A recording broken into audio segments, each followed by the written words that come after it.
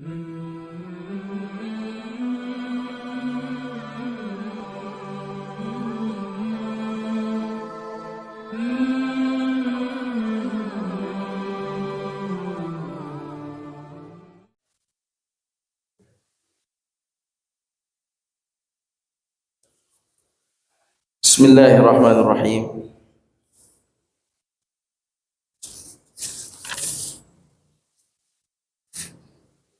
Assalamualaikum warahmatullahi wabarakatuh.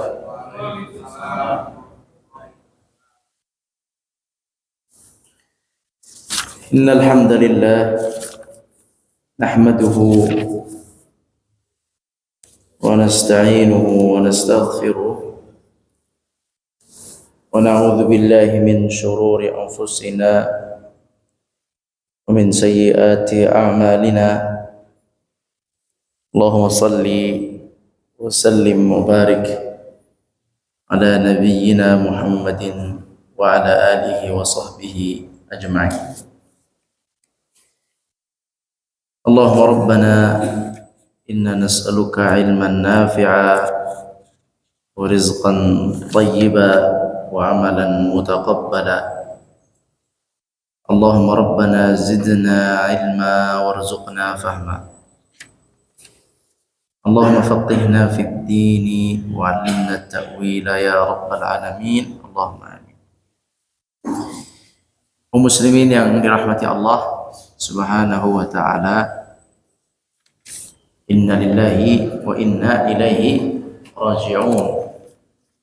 Kita semua diciptakan oleh Allah dan pasti akan kembali kepada Allah. Semoga almarhum yang dibacakan tadi oleh Bapak Asril, yaitu almarhum Pak Indra, almarhum Pak Indra Keswana,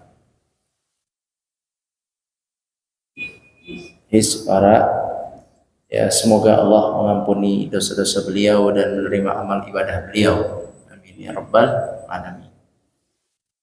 Kaum muslimin yang dirahmati Allah, kalau sudah wafat yang dibutuhkan hanyalah doa saja, doa ampunan, ya. Allahumma ighfir lahu warhamhu wa'afihi wa'fu anhu. Allahumma amin ya rabbal alamin. Kita yang masih hidup kaum muslimin bukan berarti masih lama, cuman kita nggak tahu kapan matinya, ya. Semoga kita meninggal dalam keadaan baik, di waktu yang baik, di tempat yang baik. Amin ya rabbal alamin.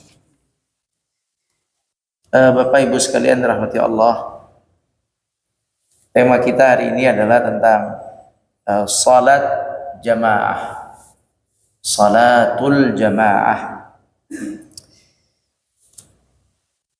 Kita awali dengan hukum salat berjamaah. Hukum salat berjamaah itu menurut jumhur ulama atau menurut kebanyakan ulama, hukumnya adalah sunnah muakkadah. Menurut kebanyakan ulama adalah sunnah muakkadah. Sunnah muakkadah artinya sunnah yang ditekankan, sunnah yang sangat-sangat dianjurkan. Itu pendapat kebanyakan ulama, walaupun ada sebahagian dari ulama yang mengatakan wajib, tapi kebanyakan dari ulama mengatakan adalah sunnah muakkadah. Salat berjamaah adalah sunnah muakkadah. Banyak hadis yang menguraikan keutamaan salat berjamaah. Di antara keutamaan salat berjamaah adalah, kata Nabi, salatul jama'ati afdalu min salatil fadhi bi 27 darajah. Salat berjamaah afdal daripada salat sendiri sebanyak 27 derajat. Di sini hadis ini kata ulama menjelaskan afdal. Salat berjamaah afdal. Artinya afdal berarti salat berjamaah itu sunnah muakkadah, sedangkan salat sendiri itu sah, tetapi afdal. Salatul jamaati afdal min salatil fardhi. Afdal berarti salat sendiri tanpa berjamaah itu sah, namun afdalnya, lebih baiknya, sunnahnya adalah salat berjamaah. Berjamaah yang dimaksud adalah di masjid. Dan ulama mengatakan barang siapa yang salat berjamaah di masjid aqrabu lil qabul atau ad'a lil qabul. Orang yang salat berjamaah di masjid itu lebih mendekati dari penerimaan Allah. Jadi Allah, yakni diterimanya salat orang yang di masjid itu lebih dekat, lebih kuat daripada orang yang salat sendiri. Saking banyaknya fadilah keutamaan salat di masjid. Di antaranya pahalanya, di antaranya lagi langkahnya. Satu langkah dia melangkah ke masjid diangkat derajatnya. Satu langkah dia melangkah ke masjid, satu diangkat, yang satu lagi diampuni dosa-dosanya. Jadi satu langkah diangkat derajatnya, satu langkah diampuni dosa-dosanya. Kemudian orang yang masih ada di masjid, kata Nabi SAW, barang siapa yang berada di masjid, dia tidak batal wudunya dalam keadaan suci. Dia menunggu waktu iqamah, seperti tadi menunggu iqamah, atau seperti sekarang menunggu iqamah, maka kata Nabi SAW, la tazal al malaikatu tusalli alaih, malaikat terus bersalawat kepadanya. Ya, Masya Allah ya. Jadi malaikat bersalawat kepada orang-orang yang menunggu salat, menunggu didirikannya salat. Dan malaikat mendoakannya, Allahumma salli alaihi, Allahumma arhamhu. Ya Allah, pujilah ia, ya Allah sayangilah ia. Terus didoakan oleh malaikat selama dia menanti iqamah. Ini menunjukkan bahwa keutamaan, ya, menunjukkan bahwa salat berjamaah itu banyak keutamaannya, banyak kelebihannya, sehingga penerimaan Allah kepada orang-orang yang berjamaah itu qarib, dekat sekali diterima salatnya bagi mereka yang berjamaah. Baik. Kemudian juga salat jamaah bagi laki-laki tadi sunnah muakkadah dilakukan di masjid. Ada penjelasan lain yang cukup tegas dari Nabi SAW mengenai salat berjamaah di masjid. Kalau tadi keutamaan, kalau ini tegas, ya, tegasnya Nabi dalam masalah salat di masjid. Hadis-hadis yang tegas ini, nanti Anda bacakan, hadis-hadis yang tegas inilah yang dipakai oleh sebagian ulama untuk mengeluarkan hukum wajib ke masjid. Ya, hukumnya ada dua. Satu hukumnya apa tadi? Sunnah muakkadah, sunnah yang dianjurkan, dan itu adalah pendapat yang paling banyak. Dengan dalil apa? Dalil mereka bahwa ada dalil-dalil yang jelas dari Nabi tentang keutamaan salat di masjid. Dengan keutamaan berarti salat sendiri sah. Itu logiknya para ulama yang mengatakan salat di masjid sunnah muakkadah. Hukumnya sunnah muakkadah. Sedangkan ulama yang mengatakan bahwa salat di masjid wajib, mereka menggunakan dalil yang tegas. Ada dalil yang tegas, yaitu Nabi SAW pernah didatangi oleh seseorang yang buta.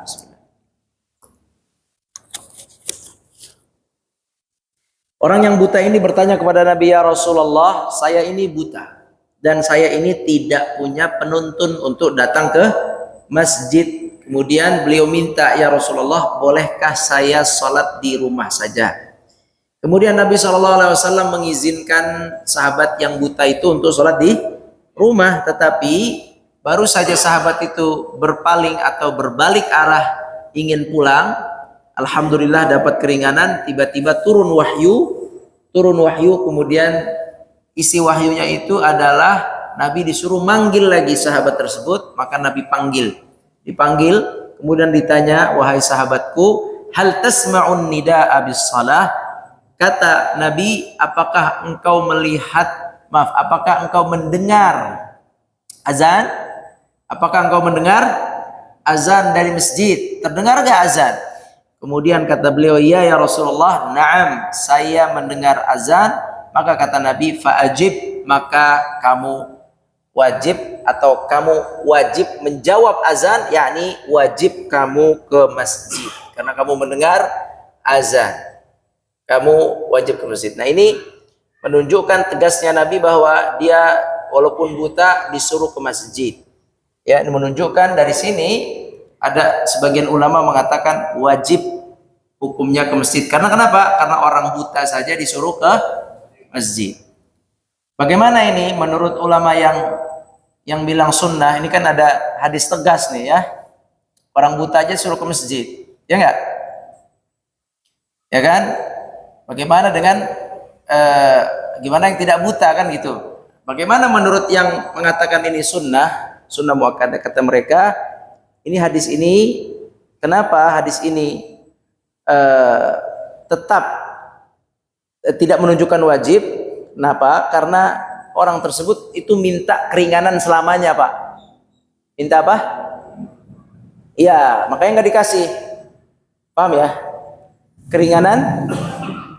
Keringanan tidak ke masjid selamanya, itu yang jadi akhirnya tidak dikasih. Kalaulah dikasih, maka dia akan dapat keringanan selamanya dia akan sholat di rumah. Nanti semua sholat jadinya di rumah, jadi hukumnya ya tidak kurang afdal, nanti buat dia banyak ruginya. Ya, maka akhirnya keluar di sini penegasan, selama engkau mendengar azan maka ke masjidlah. Artinya keringanan untuk tidak ke masjid selamanya tidak dikasih oleh Nabi SAW.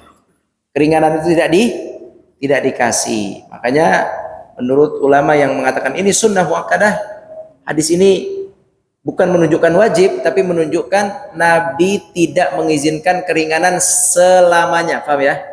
Tidak mengizinkan keringanan selamanya, makanya tetap disuruh ke masjid. Tapi menurut ulama yang mengatakan wajib, ini hadis menunjukkan wajib, karena orang buta saja disuruh. Iya begitu. Jadi ya nggak apa-apa, Pak. Ulama memang terkadang ada beda pandangan, tapi dalil-dalilnya semuanya jelas kok. Semua dalilnya ada, jelas, tidak ada masalah. Dalil kedua yang dipakai oleh para ulama yang mengatakan wajib adalah kisah Nabi yang ingin membakar rumah orang-orang yang tidak ke masjid. Laki-laki yang ada di rumah dan laki-laki itu tidak ke masjid, Nabi ingin membakarnya. Ini menjadi juga ancaman dari Nabi. Hadis tegas juga bahwa Nabi SAW ingin mereka ke masjid, kalau enggak dibakar. Itu ya.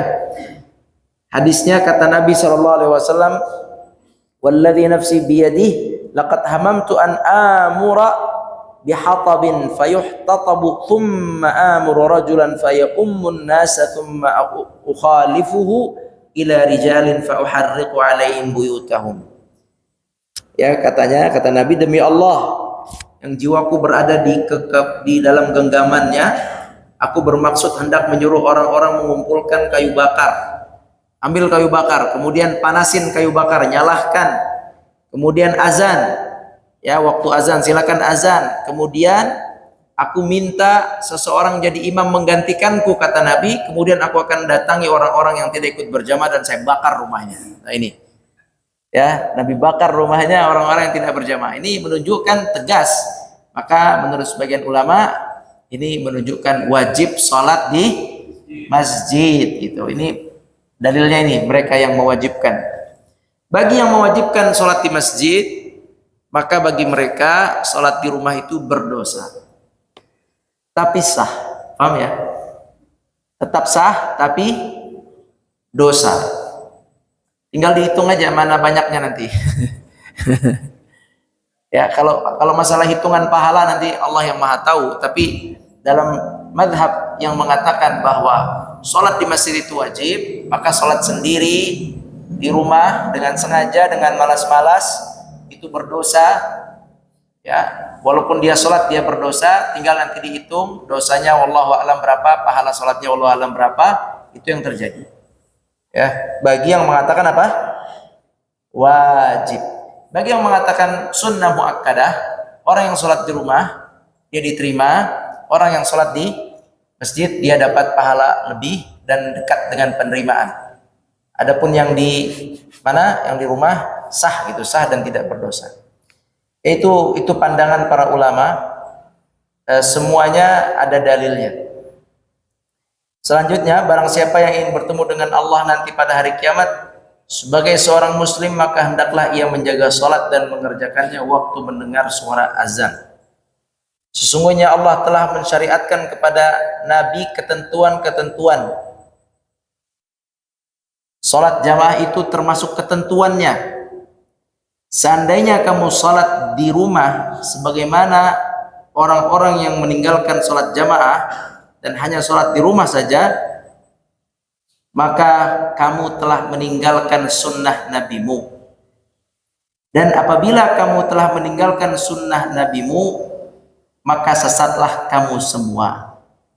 Itu ya, ini kaidah. Ini dari hadis lagi. Jadi apabila kita salat di rumah, maka telah meninggalkan sunnah nabi. Dan barang siapa yang meninggalkan sunnah nabi, maka tersesatlah ia. Paham ya?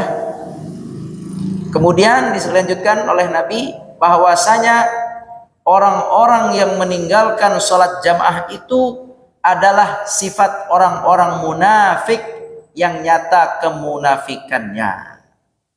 Itu ya, orang-orang yang sholatnya tidak di masjid itu munafik. Tanda orang munafik di zaman Nabi waktu itu, tanda orang-orang munafik, tanda munafik. Tahu munafik?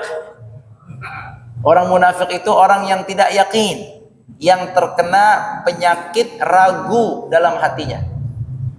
Jadi orang-orang yang tidak ke masjid adalah kebiasaan orang-orang munafik.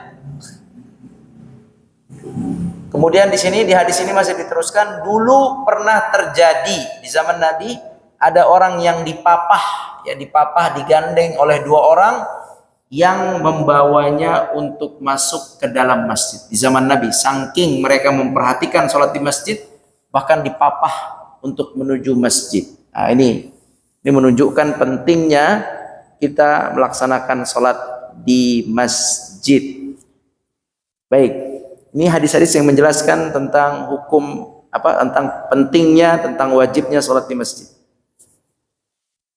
Baik, kemudian ada lagi hadis Nabi SAW tentang sholat di masjid berjamaah. Dari Abu Darda, kata Abu Darda, saya mendengar Rasulullah SAW bersabda, tiada 3 orang pun di dalam sebuah desa atau lembah yang tidak diadakan di sana sholat berjamaah, melainkan nyatalah bahwa mereka telah dipengaruhi oleh syaitan. Karena itu tepatilah sholat jamaah, sebab hanya kambing yang terpencil dari kawannya lah yang dapat dimakan serigala. Jadi maksudnya begini, ini sabda Nabi, tidaklah seseorang itu ada 3 orang di rumah, di pasar, di safar, dimanapun, kemudian dia tidak berjamaah kecuali mereka telah tergoda oleh syaitan. Dan tidaklah seseorang itu, tidaklah seekor kambing itu dimakan oleh serigala kecuali dia karena menyendiri. Artinya apa? Artinya orang yang sholat sendiri itu lebih dekat, lebih mudah digoda oleh syaitan. Orang yang sholat sendiri lebih mudah digoda oleh syaitan. Dia akan cepat, dia akan lancar sholatnya ya, super lancar. Karena sholat sendiri lancar, saking lancarnya cepat selesai.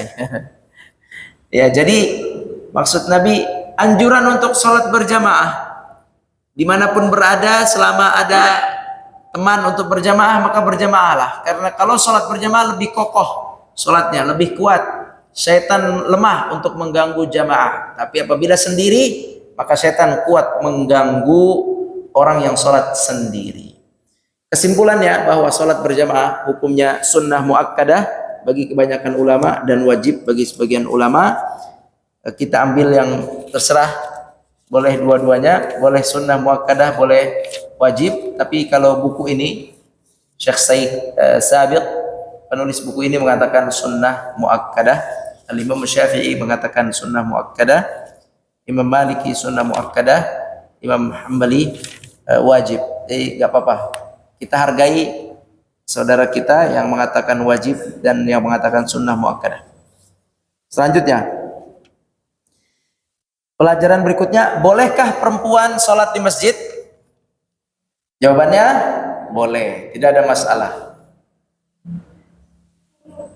Tapi di mana lebih afdolnya? Di rumah. Bagi perempuan lebih afdol di rumah.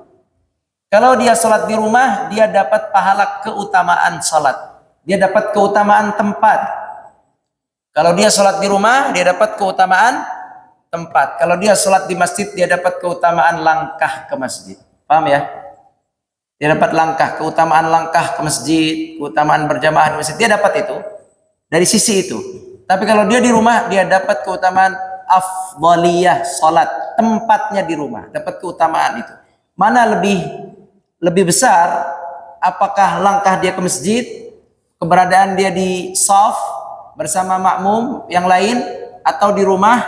Ini nanti biar Allah Subhanahu wa taala yang mengaturnya. Yang jelas kalau di rumah, yang di rumah dia dapat keutamaan tempat. Sekali lagi, di rumah dia dapat keutamaan tempat. Di rumah dia dapat keutamaan tempat. Di masjid dia dapat keutamaan yang lain. Jadi perempuan dapat keutamaan tempat jika di rumah, itu afdal. Apalagi lebih tertutup makin afdal tempat itu bagi dia. Kelipatan pahala di situ dapat di tempatnya. Sedangkan jika ke masjid, dia dapat dari sisi yang lain, dari langkahnya, dari berjamaahnya, dan seterusnya. Jadi ini perempuan, tetapi secara umum bahwa perempuan dibolehkan untuk melakukan salat di masjid. Ya, itu untuk masalah perempuan. Kapan perempuan disunnahkan ke masjid? Salat Id. Kalau salat Id dianjurkan perempuan keluar juga, salat Id. Terus salat istisqa, salat-salat yang umum, itu dianjurkan ke masjid.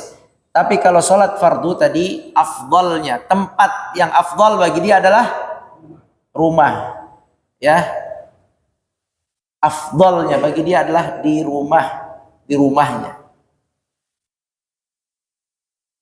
Baik, jadi rumah itu bagi dia lebih afdal daripada masjid bagi perempuan itu. Secara tempat. Tapi keutamaan dia datang ke masjid. Tadi keutamaan berjamaah di masjid itu nanti dapat lagi, tapi kalah dari sisi tempatnya. Bagi perempuan, rumah lebih afdal bagi dia secara tempat.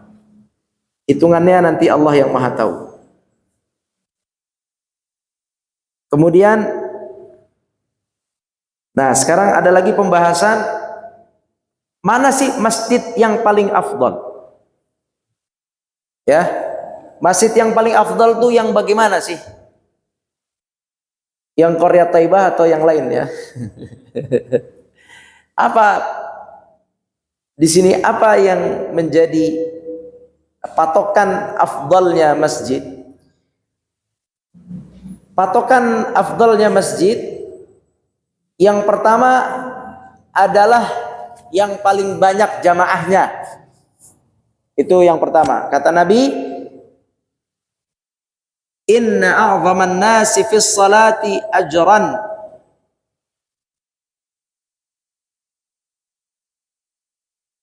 Yang pertama adalah yang lebih jauh lokasinya. Itu dulu. Masjid yang paling afdal adalah yang lebih jauh lokasinya. Berdasarkan hadis Nabi, inna a'zaman nasi fis salati ajran ab'aduhum ilaiha mamsha. Sesungguhnya orang yang terbesar pahalanya dalam salat adalah yang paling jauh yang paling jauh masjidnya atau langkahnya. Itu yang pertama. Ya, itu yang pertama. Jadi semakin jauh ada keutamaan langkah, pahala langkah. Paham ya? Walaupun naik motor nanti ada hitungannya. Yang lebih tahu Allah berapa hitungannya. Ya, paham ya? Karena juga dulu sahabat ada yang naik keledai masjid. Dulu ada naik keledai ke masjid, nanti keledainya atau naik onta, nanti ontanya diikat. Kalau sekarang naik motor. Jadi pertama, masjid itu secara lokasi jika dia jauh, kita dapat keutamaan langkahnya. Yang kedua, masjid yang juga utama adalah yang paling banyak jamaahnya. Qala Rasulullah sallallahu alaihi wasallam, salatul rajuli ma'ar rajuli azka min salatihi wahdahu wa salatuhum ar-rajulaini azka min salatihi ma'ar rajul wa ma kana aktsaru fahu ahabbu ila Allah taala. Artinya, salat seseorang sendiri dengan berdua maka lebih baik berdua. Salat dia lebih dari dua lebih baik daripada berdua. Hadis ini ditutup bahwa semakin banyak jamaahnya semakin dicintai oleh Allah Subhanahu wa taala. Nah, itu patokan yang kedua, yaitu yang paling banyak jamaahnya. Nah, jadi kalau kita alasannya pergi ke suatu masjid karena jamaahnya lebih banyak, boleh. Alasannya saya ingin langkah saya lebih banyak, juga boleh. Berikutnya yang ketiga, yang menjadikan salat jamaah kita atau masjid itu afdal adalah yang paling baik shafnya. Apa? Shafnya. Shaf yang baik shafnya, maka lebih sempurna salatnya. Karena kan salat jamaah itu banyak. Qoratibah jamaah, nanti ada masjid sebelah sana jamaah, masjid sana jamaah. Mungkin jumlah jamaahnya hampir-hampir sama-sama banyak.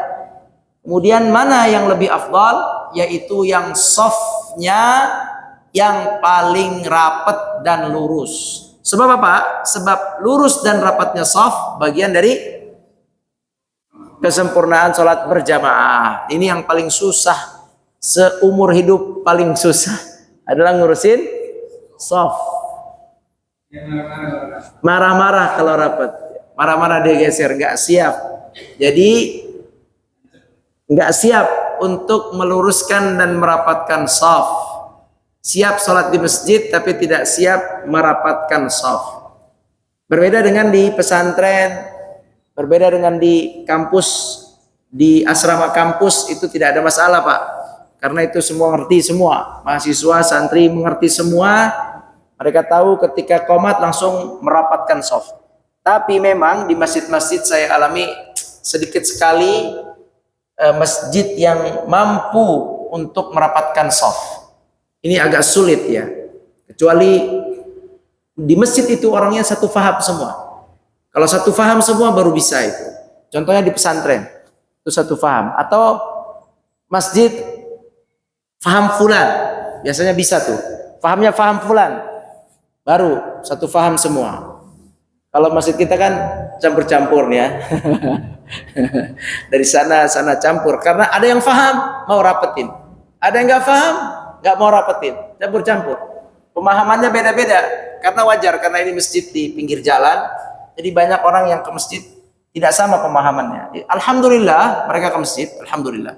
Maksud saya kalau ada satu masjid pemahamannya sama semua, itu biasanya bagus perapatan shafnya. Perapatan shafnya. Ya. Kami di pesantren dulu nggak ada masalah. Ya, karena ya santri gampang, tinggal diatur tek lurus rapat, sangat mudah. Nah, di Masjid Nabi dulu, di Masjid Nabawi dulu, di zaman Nabi itu mudah karena mereka orang ngerti semua, orang paham. Tapi sekarang nggak tahu ya, belum tentu juga. Nggak semua jamaah haji dan umroh juga siap untuk rapat di masjid-masjid di Mekah, Masjid Nabawi atau kalau Masjidil Haram terpaksa harus rapat ya. Kalau nggak rapat nggak bisa karena saking banyaknya orang di Masjidil Haram. Jadi apa tadi? Yang ketiga, keutamaan masjid itu jika sholat jamaahnya safnya rapat.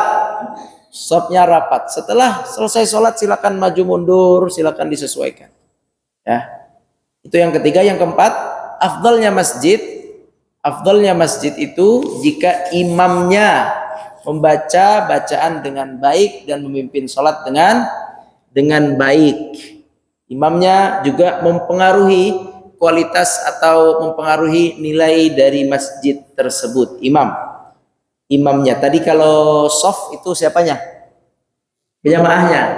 Kalau jamaahnya bagus, alhamdulillah. Imamnya bagus, alhamdulillah. Maka disitulah afdalnya jamaah. Ya, disitu afdalnya jamaah. Dalilnya adalah bahwasanya imam yang buruk itu maka bagi dia buruknya. Imam yang bagus itu maka bagi dia dan bagi jamaah pahalanya. Gitu ya. Jadi makmum itu dapat pahala dari imam yang bagus. Fa in ahsana falahu walahum. Apabila imamnya bagus, maka dapat pahala buat imamnya dan buat makmumnya. Tapi wa in asaa fa alaihi walahum. Tapi kalau imamnya itu buruk, makmumnya nggak dapat buruk juga sih. Imamnya buruk, dia dapat buruk, makmumnya tidak. Makmumnya tetap sempurna sholatnya, imamnya saja yang dapat nilai yang kurang. Tapi kalau imamnya bagus, makmumnya mendapat keutamaan. Makanya perlu ditunjuk imam, ya kan? Perlu ditetapkan imam. Namanya imam apa? Kalau imam yang sholat 5 waktu, imam rawatib. Perlu ditunjuk imam rawatib berdasarkan syarat dan ketentuan yang berlaku. Jadi presiden aja ada syaratnya, ya. Jadi imam lebih ada syaratnya. Ada syarat ketentuan, syarat umur, ada syarat umurnya. Nggak boleh di bawah umur baligh, nggak boleh, harus sudah baligh itu umurnya. Terus syarat bacaannya harus baik dan benar sesuai tajwid. Terus syarat kemampuan ilmu fikihnya harus mengerti fikih sholat dengan baik. Itu syarat-syaratnya. Nah, syarat-syarat itu harus dimiliki oleh imam sehingga makmum dapat kebaikan. Baik, kaum muslimin rahmati Allah, mungkin ini saja dulu tentang masjid. Sekali lagi kita ulangi, hukum sholat di masjid berjamaah ada 2, yaitu sunnah muakkadah dan wajib. Alhamdulillah. Yang kedua, perempuan boleh sholat di masjid. Mana tempat paling baik? Di rumah adalah tempat paling baik. Kalau dia ke masjid boleh dapat pahala dari sisi yang lain, dari sisi langkahnya dan jamaahnya. Tapi kalau di rumah tidak dapat sisi langkahnya, tidak dapat sisi jamaahnya, tapi dapat sisi tempatnya, afdal. Dan bisa jadi seorang wanita yang sholat di rumah berniat mengamalkan hadis Nabi tadi, mencari keutamaan sholat di rumah, bisa jadi dia dapat pahala besar dengan niat mengamalkan itu. Paham ya? Ya, seorang wanita, saya di rumah saja karena saya pengen pegang hadis Nabi yang tadi tuh, yang tadi di rumah itu. Maka bisa jadi dia besar pahalanya dengan tulus ikhlas mengamalkan hadis itu. Ya, begitu juga perempuan yang di masjid. Dia di masjid, dia niat, saya ingin dapat pahala yang dibolehkan ke masjid. Saya ingin dapat pahala itu misalnya dengan tulus ikhlas, bisa jadi nanti diberikan oleh Allah pahala yang baik. Intinya dua-duanya ada, tapi lagi-lagi kalau untuk tempat lebih baik di rumah bagi wanita. Kecuali sholat apa? Sholat Id, sholat tarawih, i'tikaf di masjid. Perempuan i'tikaf tidak boleh di rumah, tidak sah i'tikaf di rumah. 10 terakhir Ramadan bagi wanita tetap di masjid. Sholat tarawih dianjurkan juga di masjid. Ya, kalau sholat fardu di rumah. Nah, terus sekarang ciri-ciri masjid yang paling afdal. 1, yang jaraknya jauh. Yang kedua, yang jumlah jamaahnya banyak. Terus yang safnya, terus yang imamnya baik. Oh, itu aja. Itu aja mungkin pembahasan kita hari ini. Mudah-mudahan bermanfaat. Silakan, ada pertanyaan?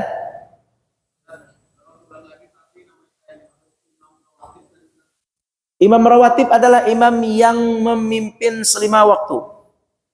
5 waktu salat. Reguler. Imam rawatib bisa 1 orang, bisa 2 orang, bisa 3 orang, bisa 10 orang. Ya, semuanya diangkat rawatib.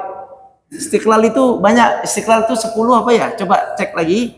Istiqlal itu banyak. Masjidil Haram itu banyak. Jadi boleh lebih dari 1. Dia diangkat sebagai imam sah di masjid itu. Ya, di masjid ini juga banyak di sini. 1, 2, 3. Hah? Udah. Tapi begini, imam rawatib itu harusnya dia bisa sholat jahar dan sir. Ngerti gak? Jangan dia cuma bisanya itu. Mungkin ini beneran ada, maaf ya, ini minum dulu.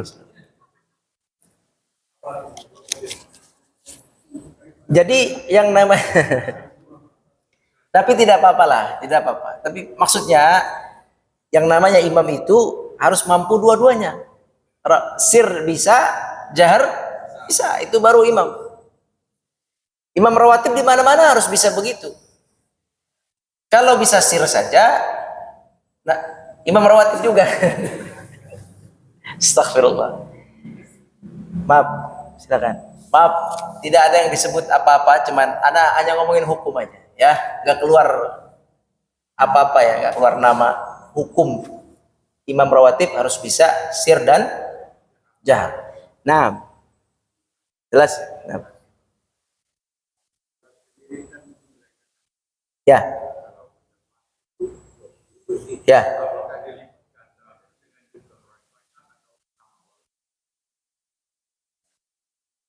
Enggak, langsung 27. Jadi tidak dilipatkan dengan jumlah jamaahnya. Langsung 27, dalam hadis lain 25. Hadis lain 25, dalam hadis yang kita bacakan 27. Nah, adapun nanti jumlah jamaahnya yang banyak, dia nanti menjadi tambahan-tambahan keutamaan saja. Yang pahalanya kita tidak tahu berapa nilainya. Nah, tambahan pahala. Ini di masjid kita alhamdulillah ma'mur. Semua orang yang baru masuk sini, tamu-tamu yang datang ke kami, tamu melihat masjid ini, Masya Allah, semua memujinya. Masjid, alhamdulillah. Alhamdulillah, Rabbil Alamin. Nah, lanjut. Ada pertanyaan?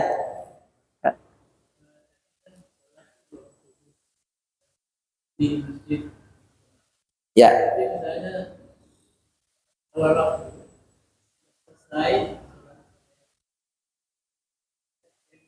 Ya. Ya, betul. Ya, sholat berjamaah dimanapun dilaksanakan itu pahalanya 27. Walaupun dia setelah imam selesai, misalnya jam 1 sholat zuhur jamaah, tetap 27.